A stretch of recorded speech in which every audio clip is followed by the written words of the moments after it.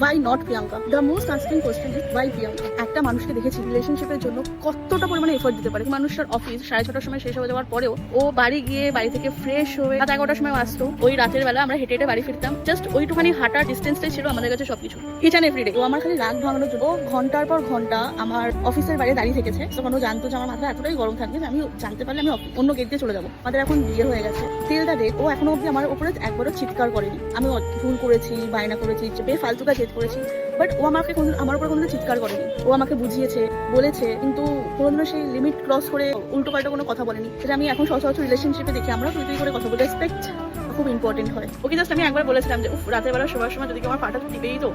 Till the date আজ অব্দি ও আমাকে রাতের বেলা শোয়ার সময় দুটো পায়ের তলায় মাসাজ করে দেয়, দেন তারপরে ঘুমায়। নো ম্যাটার ওর মা থাকুক, আমার বাবা থাকুক, ওর মা থাকুক, ওর বাবা থাকুক, করবে মানে করবে। ও আমাকে বলে যে এটা আমার করতে ভালো লাগে, তোর সেবা করবো না তো কার সেবা করবো। এটা টাইমের পর তো